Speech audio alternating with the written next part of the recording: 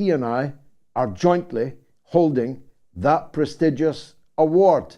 And so I welcome Garland Nixon with a special warmth this evening. Garland, from one award winner to another, I'd like to say I've never been in better company than with you tonight, and as one of the distinguished alumni of that award. Give me a word on that, and then I'll ask you about Elon Musk, if I may. Yes, I would like to, say that I am highly honored. I'd like to thank the many people involved, the people particularly over the Black Agenda Report and the Black Alliance for Peace, and all of the people who are involved. When we cover the news as journalists, oftentimes, we don't think of the dangers. We don't think of the reality that these powerful entities around the world are opposing us. We just say what we believe is true. And I'm always surprised when someone recognizes it or someone sees that as anything other than just, a human being feeling as though they have to say the things that are critical, and I have to expose the contradictions of empire as I see them. Amen to that. Now, you and I have a checkered history with Elon Musk. Neither of us would describe him as our BFF, but he has made Twitter more free for most people than it was hitherto. He has refused to cooperate with the deep state more than the previous regime cooperated with them. And now his life is at risk and his businesses are under threat, including the business of Twitter itself. And the latest casus belli, or two of them, is that somehow he has facilitated a rise of anti-Semitism on the Twitter platform by not banning people like thee and me from making legitimate criticisms made, by the way, by many brave people in Israel itself of the crimes of the Netanyahu government. But most significantly, he's under real threat because he refused to allow his Starlink to facilitate a Pearl Harbor attack on the Russian Navy in Sebastopol that would almost certainly have triggered World War III. I think in these circumstances, we've got to say at least two cheers for Elon Musk, don't you?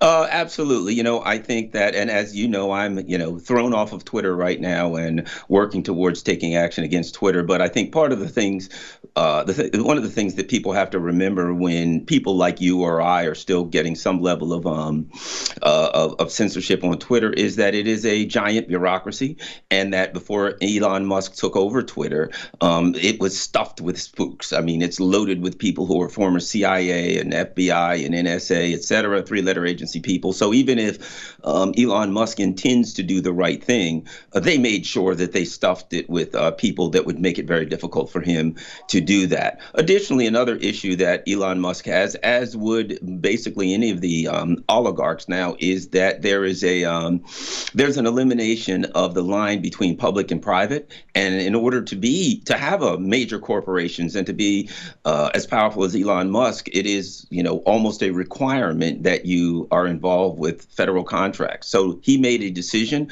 which was a business decision, which the free marketeers tell us as a businessman he has the right to make. And there are people who are basically arguing that he should have been an arm of not just the U.S. government, but of the U.S. State Department and of a, let's face it, a fascist and very violent Ukrainian leadership. So he did the right thing. And now we are all watching neoliberalism in action, where there's a punishment for a person who does not allow their business to be a tool of the most extreme people in our government. It is actually a definition of fascism that it becomes a corporate state where the corporations and the state machinery become one. And this is a point Glenn Greenwald was making earlier today. Where does it say anywhere in the Constitution, in the law, or in the tenets of capitalism that the owner of a private business has any kind of obligation to carry out what are effectively military orders from the government of one of the states in which his business operates? That's fascism, you know.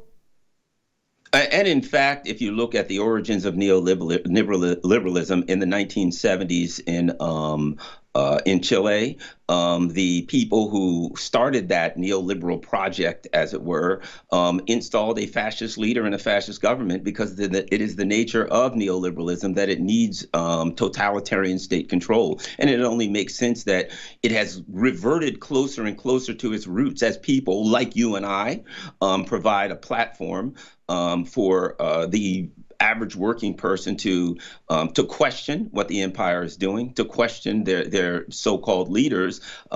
These leaders get angrier, and this system has to crack down on us. And I think Elon Musk is learning the hard way that maybe the system that he believed in as a so-called free market system, a system that he was very successful in and made a lot of money of, has some significant flaws, and it will turn its fangs and claws on him in a second if he refuses to adhere to the clearly fascist totalitarian aims of the U.S. empire and the Biden administration and the neocons. I'm expecting that. Now, let's turn to the latest perambulations of your president. I don't know why he goes abroad so much. It seems to me that between his vacations and his overseas trips, it's no wonder that he hasn't visited East Palestine that he promised he would visit 6 months ago, and where thousands of people still don't have clean drinking water in his own country.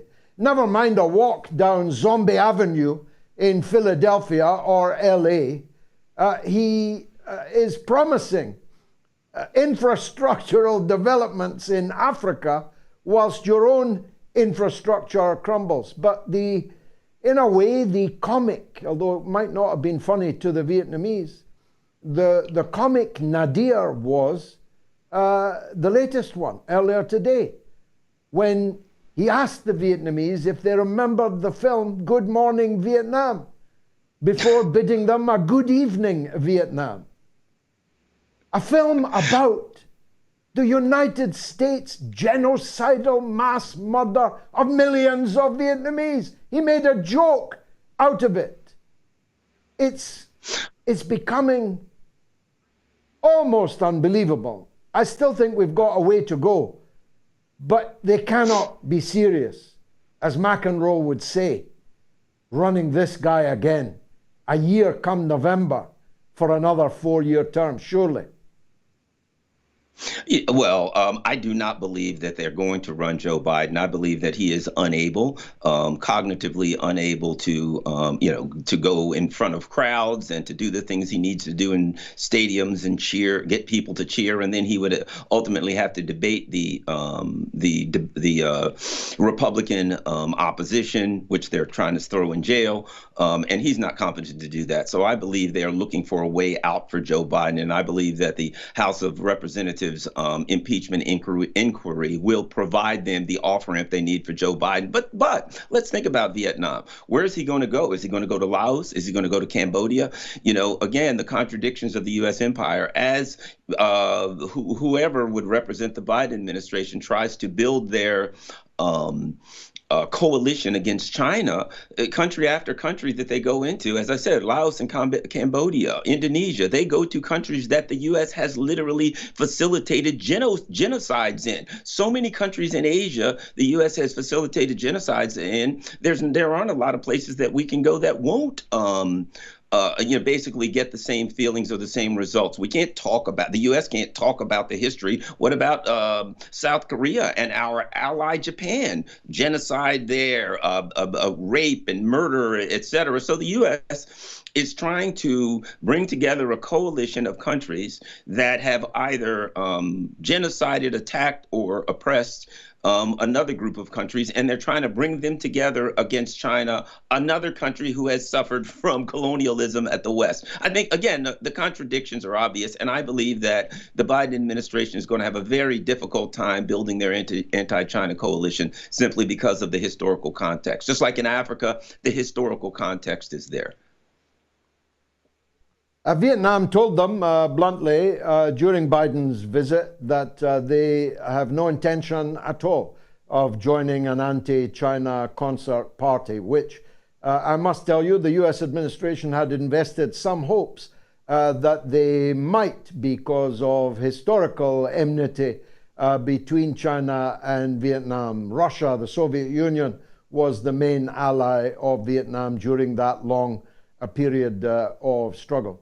But the extraterritoriality of it all doesn't boggle the minds of enough people, you know. I saw Blinken or his spokesman warning North Korea against selling weapons and ammunition to Russia. This is the same North Korea that the United States decimated almost in my lifetime, finishing in 1953. I was born in 1954. The smoke was still in the air from the 20% of people in Korea that were killed by the United States. And the United States has placed North Korea under the world's most draconian sanctions, at one point forcing the people literally to eat grass. I saw them do so. And they think they can give orders to North Korea about whom it should do business with, or even more extraordinary, Garland. The State Department accused a Chinese company of breaching sanctions by selling semiconductors made in China to another Chinese company. This was a breach of sanctions. God knows how they keep track of it all. But just ponder the chutzpah of that, Garland, threatening a Chinese company for selling Chinese products to another Chinese company. You know, as the world looks at the Biden administration, I know at times they want to laugh and at times they want to cry because of the nuclear threat from these lunatics. But one thing is obvious: the Biden administration is holding on to a time when the United States, say the 1990s, early 2000s, when the U.S. had the economic infrastructure around the world to make these kind of demands, and that countries really had no choice other than to adhere to the demands of the U.S. empire. However, one of the reasons the U.S. is so mad at China and so angry at China and Russia is because they have provided and are building an alternative economic infrastructure that allows countries to look in a different direction. So they're living in a world that, as has been said, neurotics build castles in the sky and psychotics live in them. The Biden administration is living in a castle in the sky in which they can still tell everyone what to do. And unfortunately for the rest of the world, that castle is crumbling and there are new castles of economic infrastructure, BRICS, SCO, et cetera, that are being built. And it's not going to happen overnight, but within, I'd say, 5 to 10 years, the U.S.'s economic coercion methods will have pretty much dissipated. Any news on Michelle Obama? No, well, I'll put it like this. I will say this. One of the things that is constantly pushed is that Michelle Obama will be running for president. When we hear her name now, that's what everyone says. Are they going to go with Michelle Obama? And I don't think the system will allow her to run. If you look at the kinds of people that are allowed to run as president, it's very class-based. They're generally people who come from the top 1%. They went to Harvard or whatever, but they went to boarding schools, etc. Michelle Obama comes from a working class family. I believe that the people in power are concerned that at some point she could revert to her roots, or that she could view the world through the context of the working class. I mean, if you go to the socialist countries, Maduro was a bus driver, Pedro Castillo was a farmer. In the socialist countries, generally you'll see people who come from the working class. I believe that the people in the neoliberal leadership are very much afraid of the working class. And even though she's married to Barack Obama, I don't think they would take a chance. So I think that's my thoughts on Michelle Obama is all about whether or not she runs for president. And I don't see the system looking at a person of working class origins and seeing that as a viable option.